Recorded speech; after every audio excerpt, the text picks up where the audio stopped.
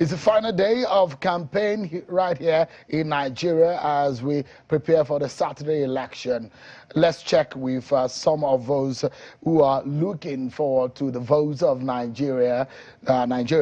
I'm being joined by Kenneth Okonkwo, is a spokesperson of the Labour Party. Thank you so much, Kenneth. It's good to see you again. Thank you very much. How do you feel?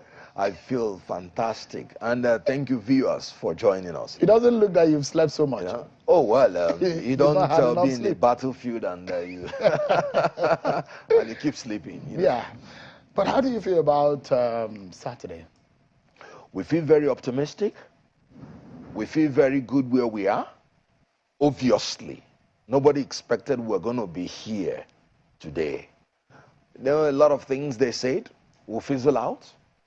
Logistics will do this and that. But now, they started the campaign before us, but we ended before them.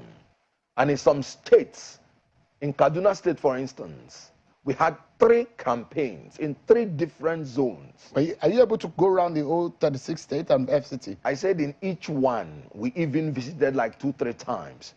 In Borno State, we visited Borno State. We did like 3 different campaigns. Even in the area that the other 2 cowards have not been able to go. Forgive me. I'm just quoting an instance. No, but Najatu, that word might be unfair. Najatu Mohammed said, a former campaign director to Tinubu came out publicly to say that Tinubu had no manifesto, had no blueprint for Nigeria or the North. And when she asked him why, he said they will kill him.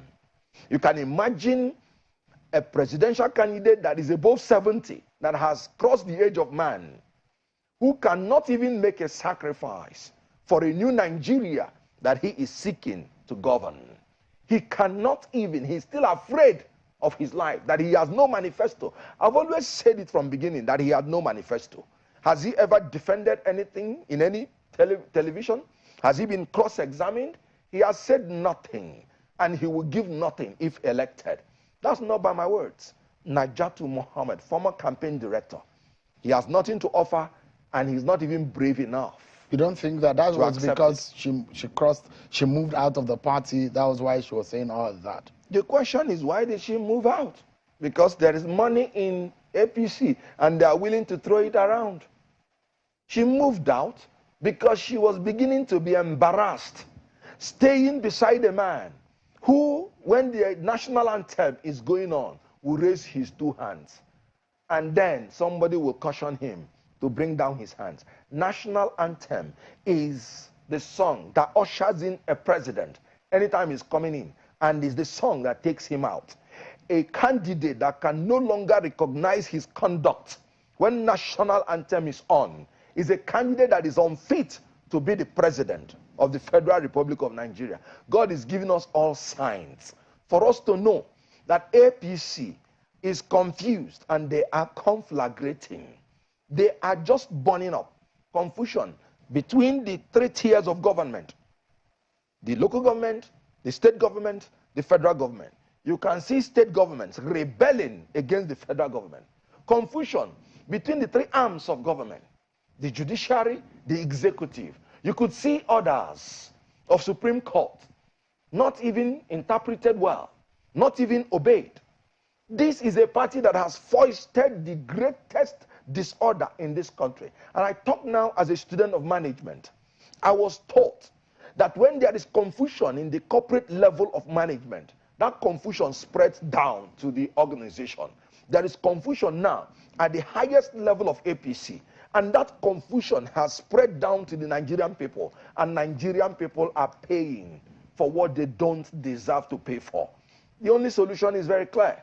By Saturday, Nigerians should stop being accomplices to this evil structure of corruption, of poverty, of fuel scarcity, of impunity, of illegality, of confusion, of conflagration. They should stop being accomplices to this and vote wisely. Vote for Peter Obi, who has no trace of corruption, who has not been invited even once by any anti-corruption agency who has discharged himself as the best governor when he was the governor of Anambra State, who has turned the worst security situation, a state where governor is kidnapped and taken to a place and his resignation announced against his consent. That's Anambra State. He took that state and transformed it to be the safest state in Nigeria, with the least poverty rate in Nigeria, with the best road network in Nigeria, with the first in Millennium Development Goal by UNDP. Peter Obi took a worse situation and turned it to the best. According to the presidential candidate of APC, they took a rotten situation and turned it to a bad situation. What have we not seen under APC? May God deliver us on Saturday. May God deliver Nigeria from APC, the incompetent and dishonest party. I mean, that was the party you belonged to. Belonged to. And you absolutely. You campaigned vigorously for the party. Absolutely. One, because we had two choices, and Atiku Abubakar was not an alternative for me from beginning. I cannot imagine subscribing to vote for a person whose last employer, let me remind you, as long as the Constitution is concerned, the vice president is the sole employee of a sole employer, the president. It is not the duty of the party. It is not the duty of Nigeria to choose the vice president. It is only the duty of the president, one person. And the person that employed Atiku Abubakar told the whole world that this man has propensity for corruption, tendency to disloyalty, lack of transparency, inability to say and stick to the truth at all times, that he has the tendency for poor judgment, and he uses money to buy his way out on all issues. And then the one that gives me goose pimples, readiness to sacrifice morality, integrity, propriety, truth, national interest for self and selfish interest. I cannot, because the people of Nigeria are the employers of the president.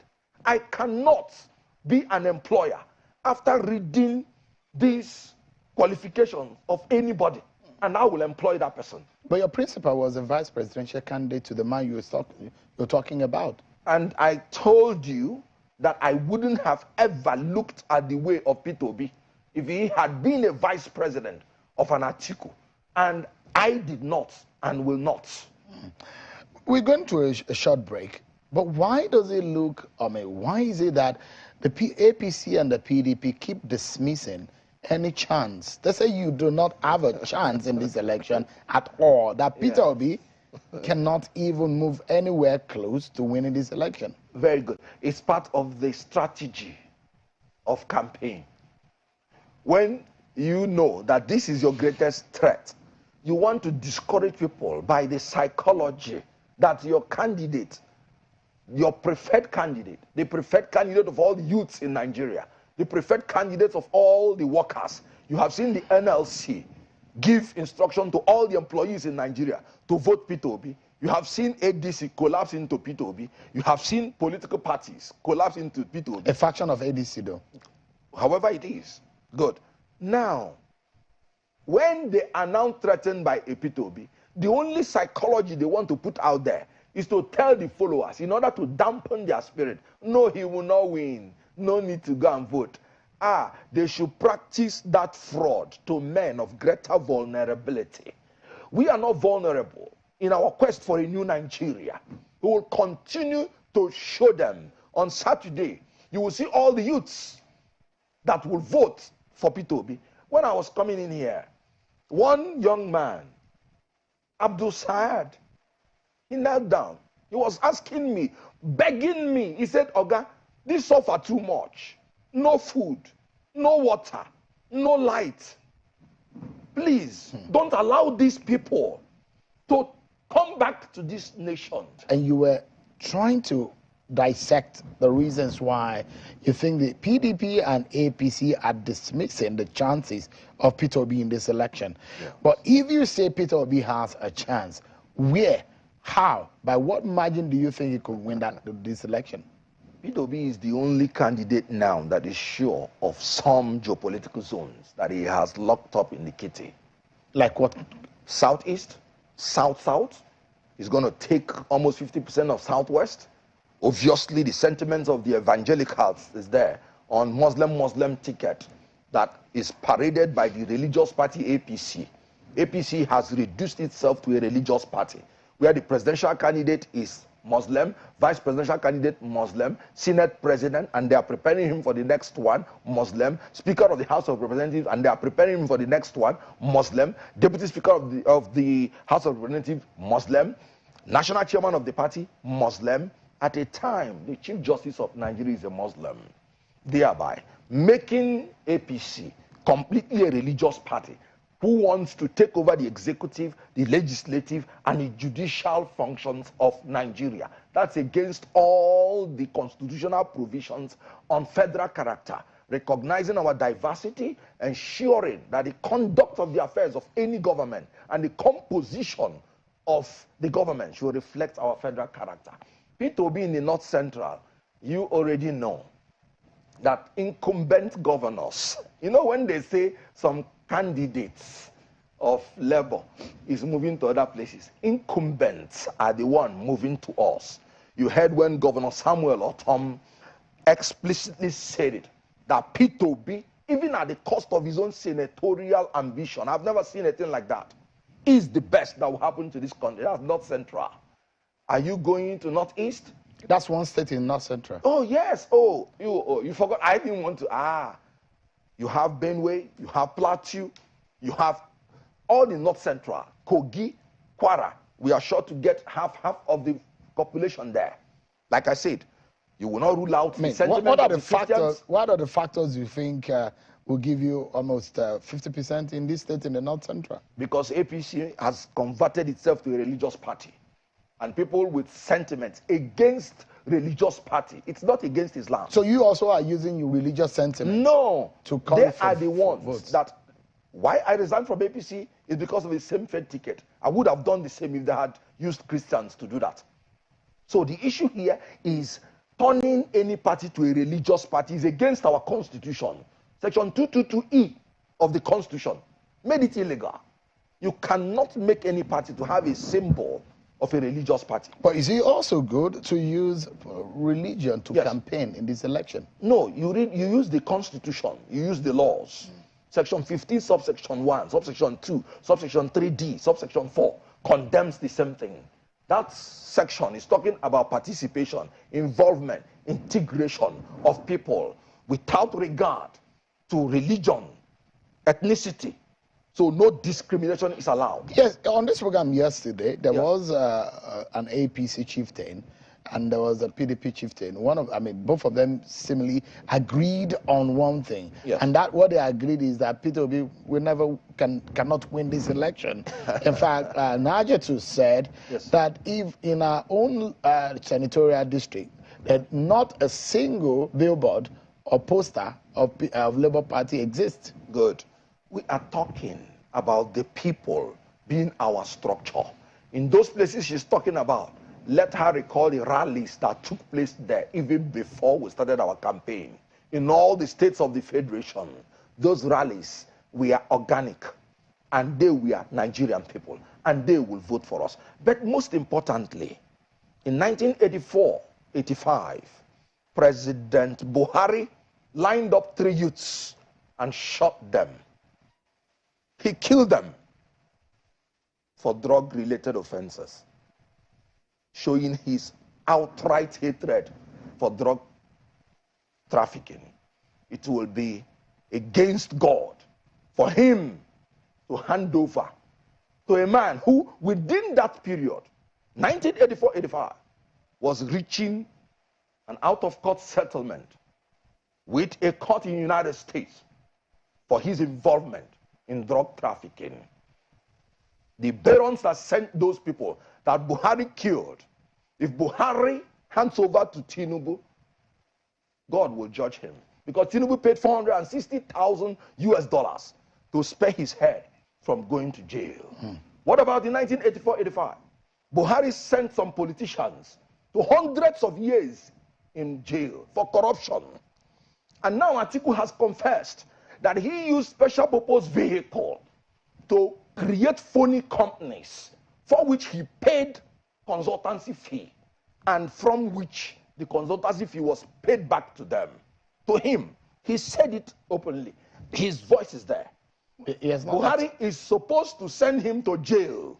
The two people that deserve the prison, I don't know what they are looking for in the presidency. You're making this allusion to issues that are largely very controversial. Michael Achimogwu said it. Just remember. Nobody has sued him for defamation, libel, or slander. Yeah, but these are issues that Yes. these candidates themselves and their parties have controversially said that this does not exist. So in that sense, Yes. this might not be the right place to categorically make those an outright statement. Atiku was asked about the issue of Achimogwu by BBC. You know what he said? We've passed over that.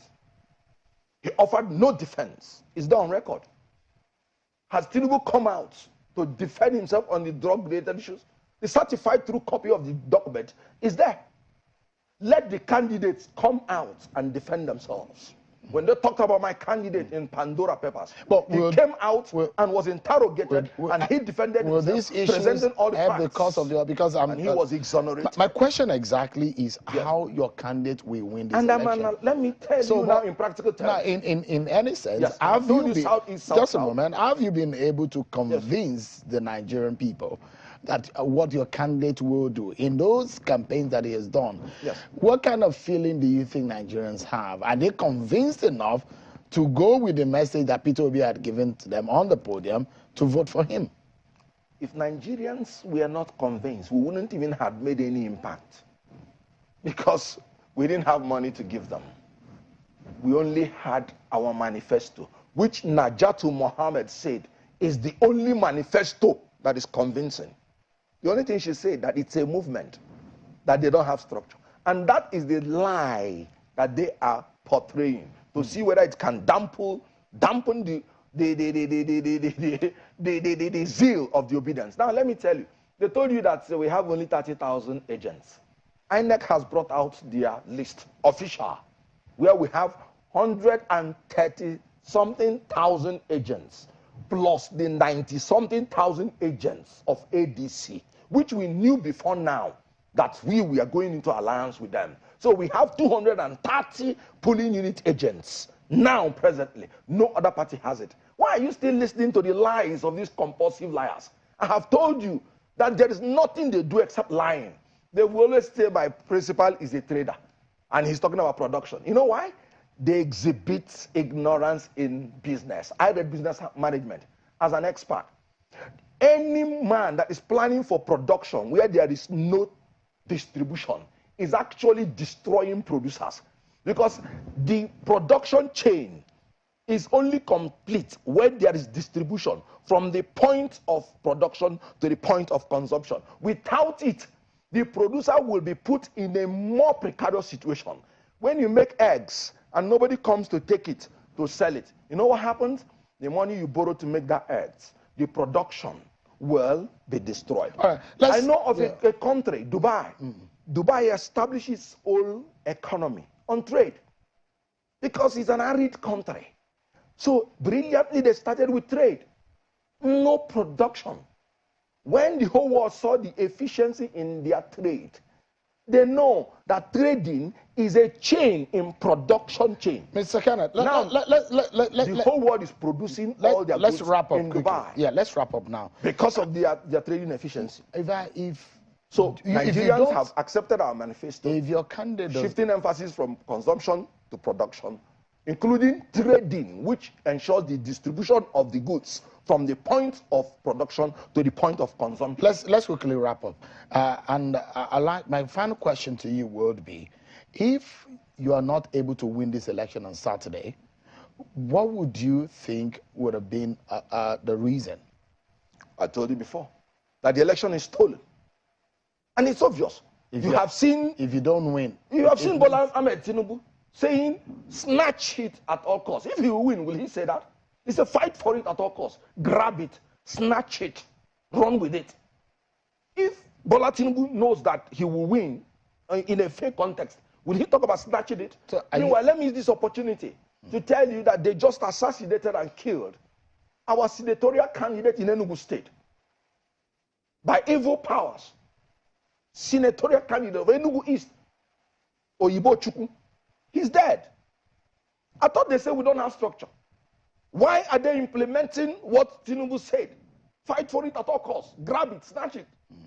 That's categorical. And and let me use the opportunity to offer my condolences and to tell obedience that Kenneth, they should not back down. Kenneth, I mean, you just make allusion to the death of someone. Mentioning another person's name. That's what he said. In relation to that. No, that is what he said. Is not. He told his followers. Right. No, but you can't relate with the death of your candidate. I am not saying I'm relating it. I said this thing before, that when a leader makes such statement, even some followers that are not directly linked to him can be influenced on it. It might be, what you're saying might be inciting. That's why I said we should No. So finally, you said if you don't win, it means it's stolen. Yes. Are you saying that this election will not be free and fair? I have my You don't doubts. think INEC is ready for this Now, election? the intelligence that is getting to us now is telling us that the ballot paper does not have the acronyms of the parties. But you cannot verify that. No, that is the intelligence that is getting to us now. You won't see LP. You will just see the logo. Mama, Papa, Peking. And then, you know that PDP and APC, they have APC and PDP enshrined in their logo. So all these monkey tricks. And you know that the REC of Lagos State has said that Igbo people migrated to Lagos. And the PVCs in Oshodi, Isolo, have had the opportunity to call the INEC commissioner to talk with a voter there that could not find her PVC, a doctor that left her office for many times to go look for her PVC and still did not get it. And you saw the names they were calling. Chukwuebeka, Chigozie. In Lagos State, that is already rigging. I have my fears. Prophet Mahmoud, for refusing to remove the REC of Lagos State, seeing these obvious things, he's my suspect. All right. Kenneth, we now have to leave it at that because we still have other spokespersons of other political parties to speak with on the program tonight. But thank you so much indeed. I know these are a very tense moment in our elections. But thank you so much indeed, Kenneth Okonkwo, the spokesperson of the Labour Party. Appreciate it.